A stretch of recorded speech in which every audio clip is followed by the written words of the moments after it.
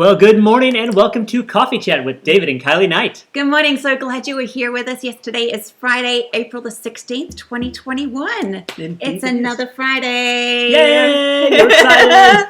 It's an awesome day. Yes. Hey, be sure to use the hashtag Hello Nights and hashtag Cup of Awesome. That's right. And if you're watching live on YouTube, be sure to hit that little bell, get those reminders, hit subscribe. But if you want to join the conversation live, and we certainly encourage you to do that, come on over to the Facebook at Night Illusions, and you can join the conversation every Friday morning. Absolutely. And if you're watching on replay, hashtag hash browns. Or hashtag replay. Or Either hashtag one replay. is good. Joshua Kohler is joining us. Hashtag Hello Nights. It's a great Friday to enjoy a cup of awesome. I agree. Yes. And we also want to know, what are you drinking this morning? Hashtag in my mug. Tell us what's in your mug. What we got today? Well, today is not our normal. No, we ran out of our coffee, so we had to go for our backup on the road, and we stopped as we were driving and picked up some Starbucks. Yep, Starbucks Blonde Espresso, but it's good stuff. Teresa, good to see you. Good morning. Oh, good. And yes, be sure to join us today because our guest is going to phenomenal. Be fantastic. We're going to give you a moment to join us, and we're going to talk about the week real quick, and then we're going to bring our guest on. So yeah, and be sure to like and share because sharing is caring. Yes. And of course, we did mention that we have a particular brand of coffee we do like. We do indeed. They are our sponsors, and they are working towards making coffee better for everybody. So here's a little quick snippet from Kofi.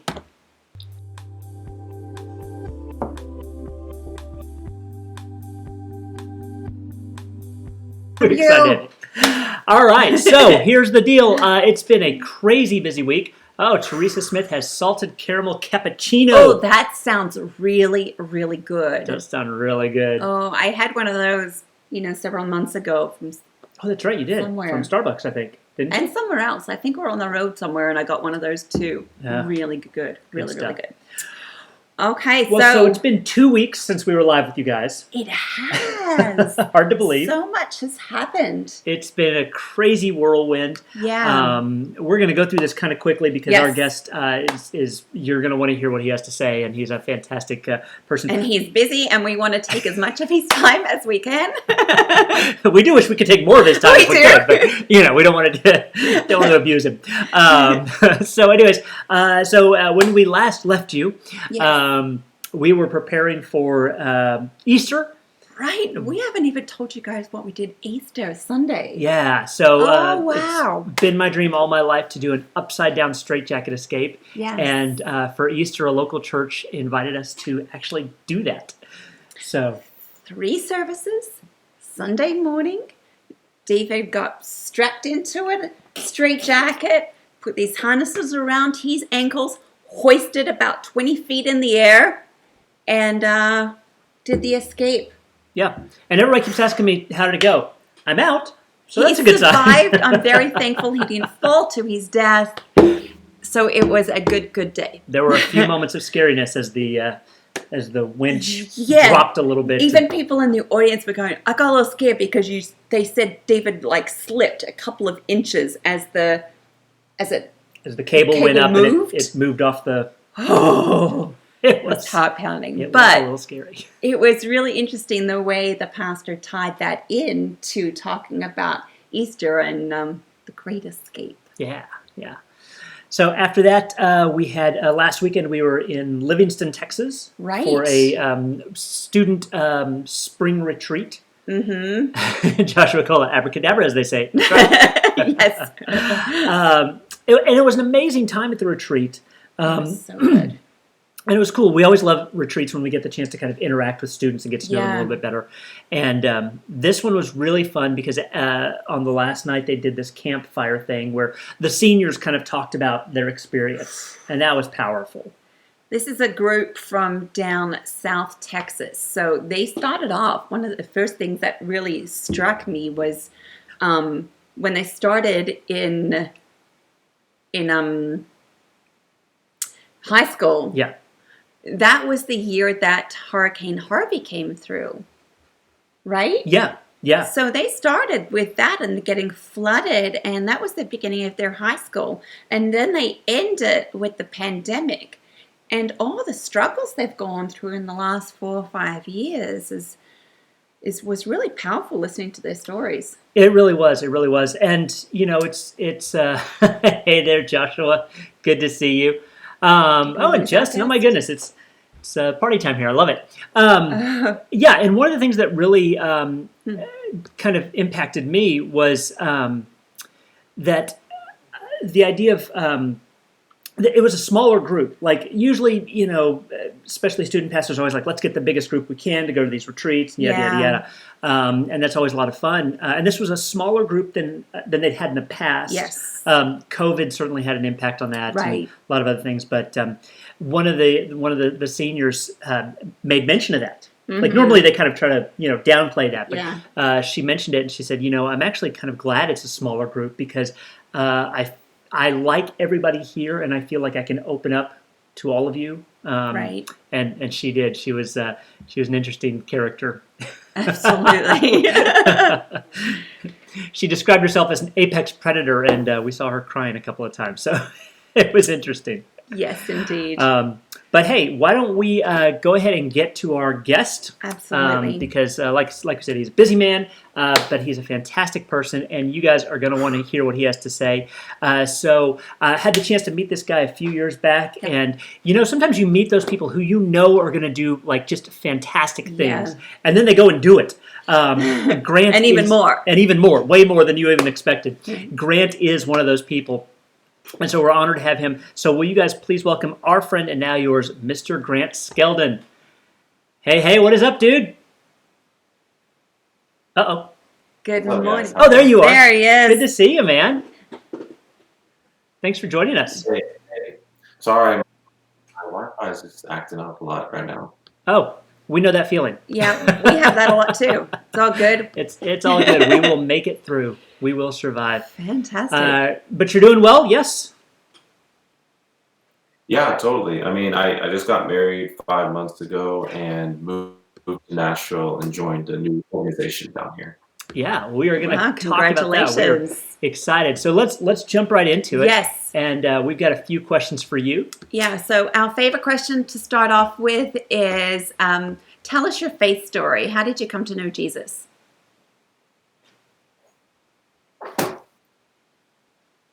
Yeah, so I came to Christ when I was 16 years old. I had just, at that time, my life revolved around a girl that I was dating for 3 years in high school, and also playing basketball. I found my identity totally in that. And there was just a week where actually my girlfriend broke up with me and beat on me, just like, crushed me at 16. And then 2 days later, I got into a fight with someone on the basketball team. Just wasn't having a good week, and I got kicked off the basketball team and broken up with, and just a lot of my world was changed at that age. And about a month later, I was going to church and heard testimony and heard just the power of the gospel, and especially how like Jesus is always there with you. And I already knew I was running from him, but to know he was still pursuing after me. It was March 8th, I decided to give my life to Christ. Wow, that's powerful. And you actually we're going to talk about it in a moment. You've written a book that we had the chance to listen to this past weekend, and you share some of that story in it. And you share it with a sense of humor, which I really appreciate. But it's a powerful story, and we love that you share it. And then you've gone on and really used that power of Christ in you to do some amazing things. And I think the first time I met you was probably at a Mexican restaurant in Oak Cliff, Texas. Do you remember that at all? Yeah. It's been a few years. It's been a few years. And like I said at the top of the show, I knew then that you were going to do some amazing things. One of the things you did do was at age 23, and I think this was right around that same time, you created the Initiative Network, which seeks to unite the next generation. How do they go about that, and how can people get involved with that organization? There's not a lot of ways to get involved, but a big part of the charge is just I want to normalize discipleship. Sometimes I joke, or I want to make the commission great again. That Mhm. God had called us to go and make disciples. And so I think right now, 17% of Christians, according to Barna, have a relationship and commitment to disciple someone younger than them. And Mhm. so not many Christians do that, even though that was Jesus' last words to us. And so a lot of my hope is that we'll just prioritize discipleship in our own life. I'd even go so far to say that I don't think we have a next generation problem as much as we have a discipleship problem. There's a way in which God's called us to pour into the generation that's coming after us. And so the initiative, though, what it specifically is just a gathering where I try to find and unite and develop some of the most diverse, dynamic young Christian leaders across the country, especially through retreats, where I give them a place to kind of take their cape off, get poured into, and challenge them to live for something more than influence or platform, but also really call them back to the heart of God and leveraging their whatever skill set or platform they have for reaching our generation, because it is Mhm. more and more that we're becoming the most lost generation this Yeah. nation has ever seen. Yeah, that's so true, and I think that's a really Joshua Kohler is one of our regulars, and he makes sure to put your website up there. Awesome.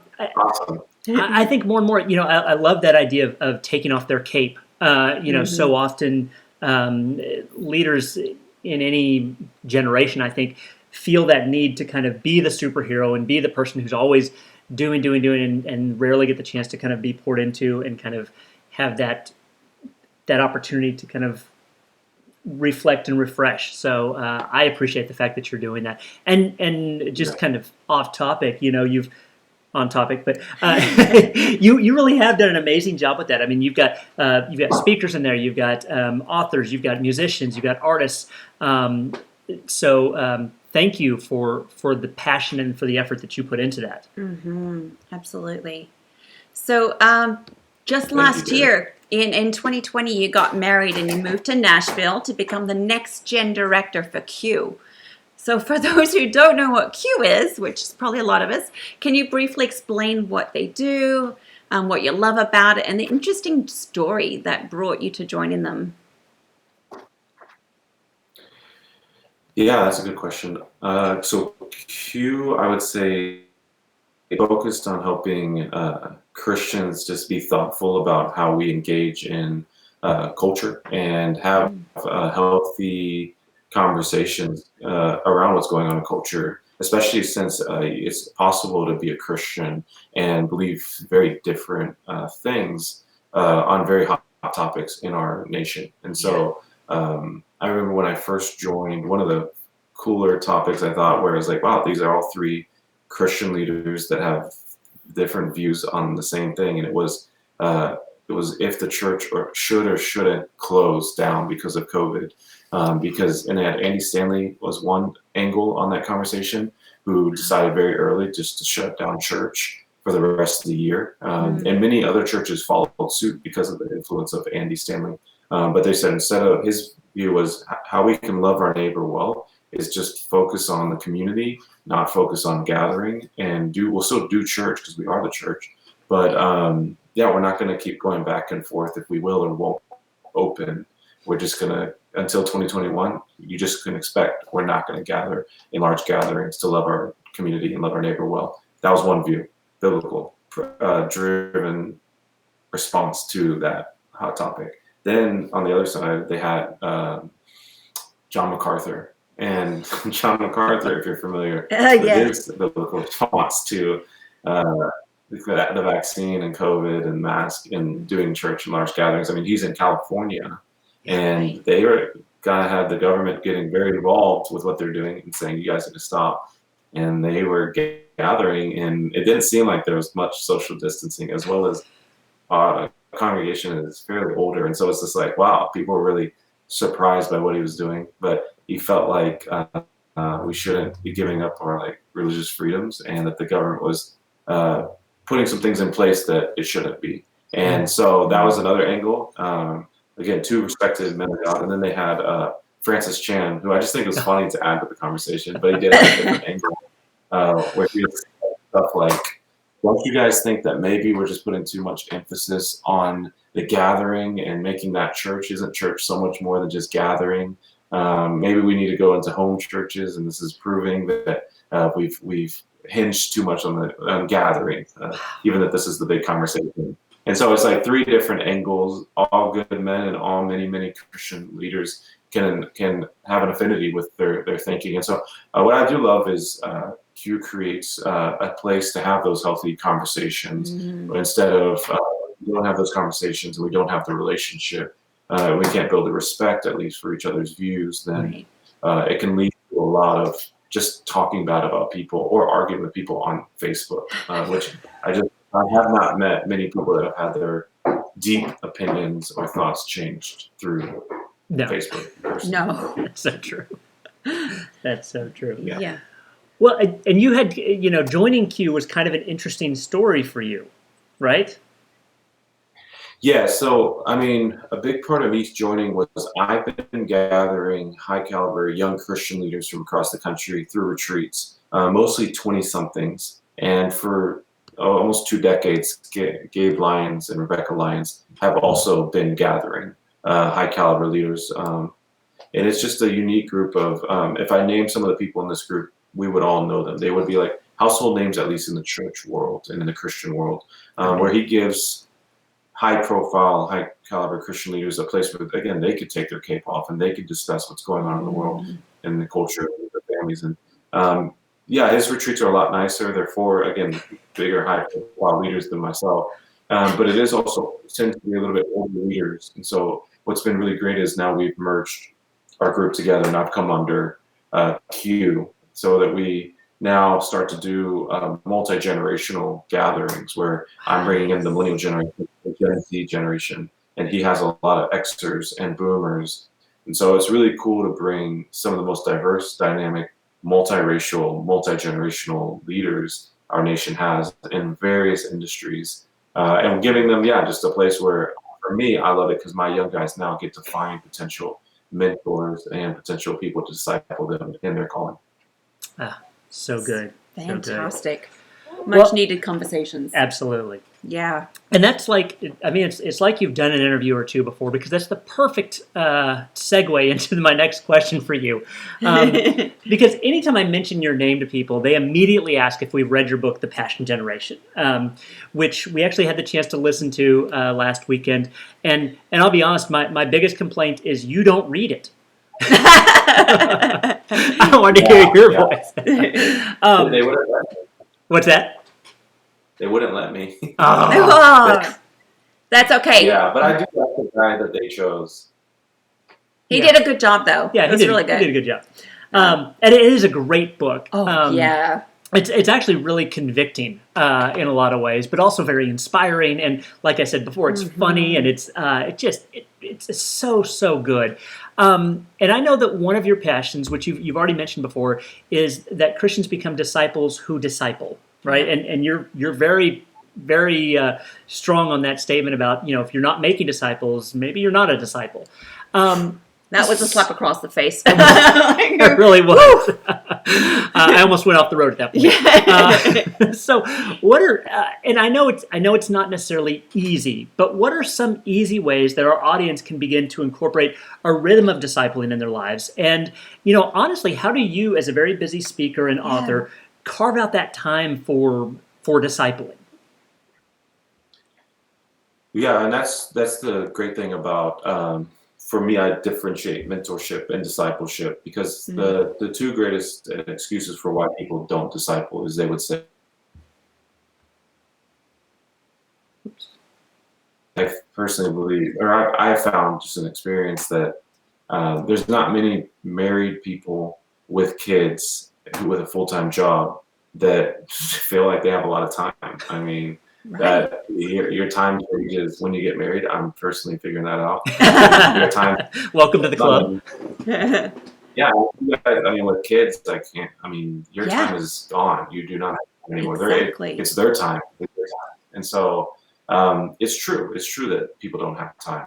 And then our nation very highly values hustling, grinding, working more hours. I mean, I think we work a lot more hours than many other countries. And so the culture we live in the reality of, just marriage, full-time job, and family and kids doesn't allow much time. And so the beautiful thing about that is you may not have the time, I would say, to mentor someone, which means you're meeting regularly with someone.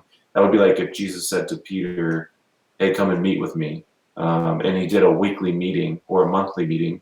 But he didn't do that, which again, mentorship is very helpful. I've done even one meeting sometimes with someone I looked up to or aspired to be like, and had a meeting, and they rocked my world, changed the way I saw God, changed the way I saw myself, changed the way I saw a topic, like whether it's marriage or dating or whatever it may be. So that mentorship is very, very helpful. I don't want to downplay it. I would just say discipleship is even far more robust than even that.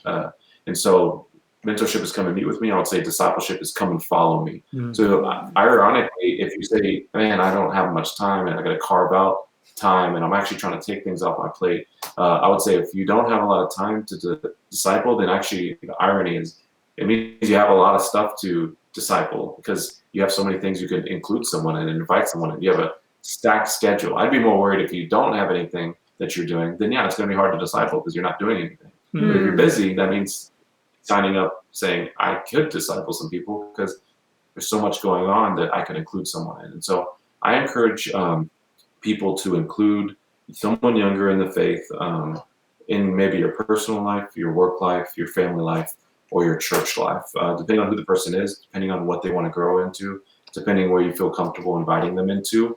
But the easiest places are usually your personal life because it's what you like to do. It's your hobbies. It's you in kind of your free time, and it's doing fun stuff. So why not invite someone in that's younger? You may say, well, that doesn't feel like it's that spiritual, but I mean, there's a lot of young people that didn't grow up with a dad in their life, or even like intentional parents in their life, or worse, they've grown up with like a very bad example of what a parent looks like. And so to have, whether it's a father figure or a mother figure, or even just a big brother or big sister figure that just cares about them and wants to have fun with them and wants to include them in their world, it makes a difference. They say discipleship is caught more than it's taught. And so there's things that are being caught that you're not even intentionally maybe doing, but they're seeing. And for me, when I was discipled at 16, 17, 18 by my guy, I remember kind of taking mental notes at certain times that he didn't even know about, where I saw him do something or not do something or respond different than I'd seen before in other men, and be like, to myself, mental notes was, I want to be like that one day, or I want to be like that today. I don't even respond like that. So I think God can do a lot more than we realize, even without our intentionality or us having to be great speakers or orators or theologians. Sometimes discipleship is actually a lot more simple than we make it. I love that. And go ahead. You go ahead. Oh, I was gonna say, I think that's great because I think so often we have this sacred secular divide. It's I can teach you this stuff about theology or religion or whatever, but if you're a Christian, right, it's all sacred, and it's all part of that. So I think that's so true. Holistic holiness. Absolutely. We talk about that a lot together.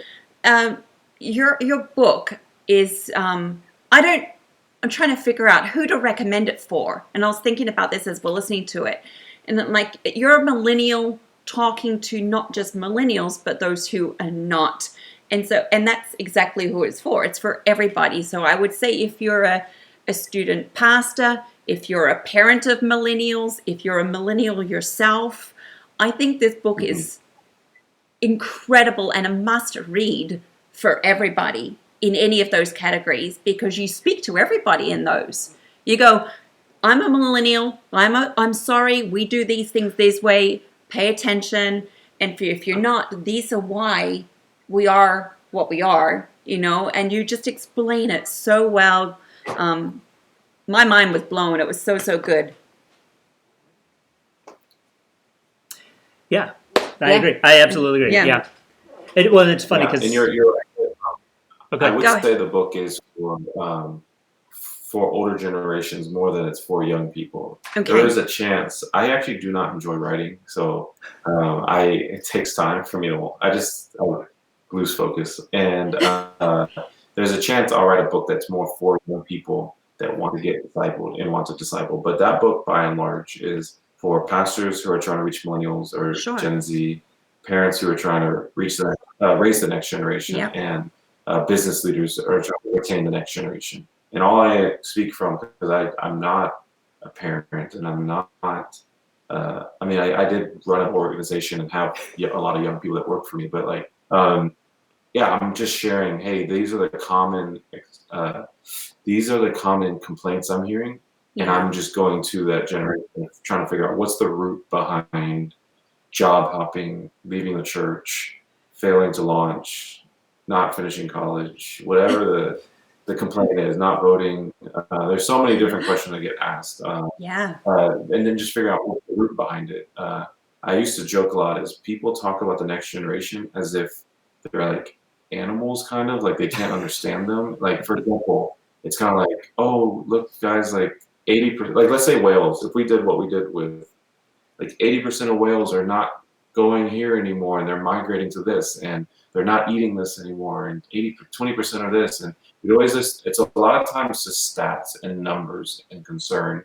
But the great thing about the next generation is they're human and they speak English. Like, you could just ask them, why is it that you do this, or why is it that you don't do that anymore? Exactly. Or why are you guys different? Rather than making and looking at stats, we should. And again, that's where discipleship helps, is build a relationship with some young people and ask, because yeah, they have answers a lot more than people often listen more when I come in, because I speak a lot, I guess, on this. But in every church I found there are young people that are saying all the same things that I've been saying, but they're maybe not fortunate. Yeah, yeah, you're definitely giving a voice to them, and that's which is much needed. Yeah, yeah. But looking back, if the older generations can look back at what they were like at that age, which you kind of talk about in your book too, and you're like, well, yeah, we were kind of like that at that age too. We didn't really want to listen to the parents, and so it's like, okay, so they really do need some help and some guidance, and looking at from your viewpoint was really, really fascinating. So thank you for writing that book. Everybody should read it, so go grab yourself a copy. Exactly. I got a question for you guys, actually. What's that? I have a question for you guys, actually. Oh, okay.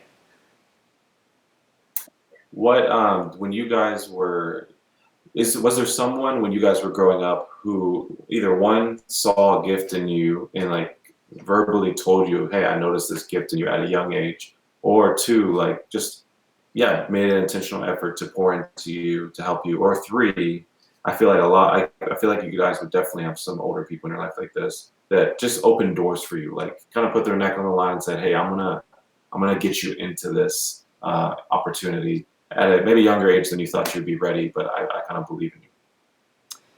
Either of those. Yeah. I mean, I definitely think so. I can look back at our past, or at least my past, and see where and I'll often use the analogy of when I was growing up in Dallas. There's a very strong magic club, and I was growing up as a magician and a young kid. I was high school, and some of the older professional magicians kind of took me under their wings, and they would teach me things, or they would give me a job. There's an event that they don't want to do or can't do, and they're like, hey, you should pick up David for that event. So I think definitely that's happened in my life. In the magic world, at least. Yeah. I'm trying to think. Put me on the spot here. I'm trying to think of all I can think of is my mom was very encouraging, and she's like, I would see her. I remember, you'd call down the other end of the house, like, Mom, I need your help. And she, normally she would respond. And this, I remember this one time specifically where I'd be like, Mom, I knew she was down in her bedroom, yet she wasn't responding. And I got so frustrated. She made me walk from one end of the house all the way down to the other to talk to her. So rude. But there she was doing her Bible study. And just to see that, was really powerful, impactful for me at that age as a teenager, going, all right, she's not talking to me because she's got her time alone with God. And that's so important that she's going to ignore everything else that's going on. And so that's something that really hit me hard. Yeah. That's awesome. I love that. Well, Grant, you've made us think hard today. Thank you for Yes. that. But you've also given us some great answers to some big questions. We're going to shift gears now and go to our lightning round that we call 5 questions.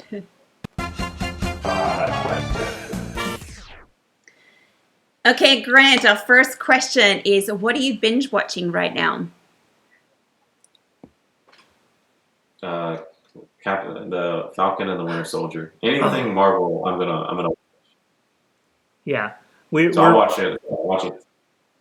We're holding off on that one because we want to just like binge it. Like we got about binge watching. So involved into WandaVision, but then it was like, we had to wait for a week for the next episode to come in. I was like, ah. I don't want to wait. I want to go right one in front of the other. Yeah, y'all gotta watch WandaVision with the magic, and there's literally a magic show in there. Oh yeah, exactly. We loved WandaVision. Yeah, WandaVision that was good. Great, but we're holding off on the Winter Soldier. But I was like, so no spoilers. That's right. If you could have any other job than the one you have right now, what would it be?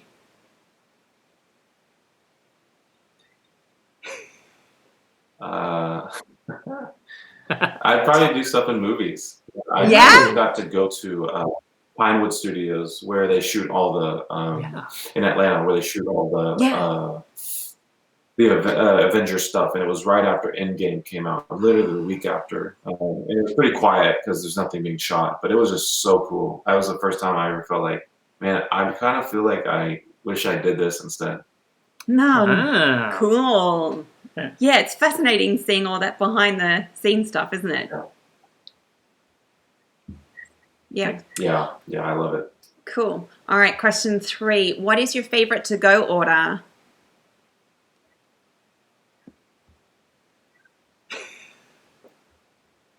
Panda Express. Panda Express. Oh yeah, Panda Express. Hate on it a lot, but I like Panda Express. Okay, that one shocks me. Me. Yeah. You got all this great food now in Nashville. It's a bit of a change from Dallas, but okay, cool. What are you reading right now? Leonard Ravenhill has a book called Why Revivals Tarry. It's just an old school book. So that's the book in my backpack right now. Okay, nice. All right. This next one's like cool. Some of those old ones are great. Yeah. All right, last question. They decide to make a movie of your life. So who plays you?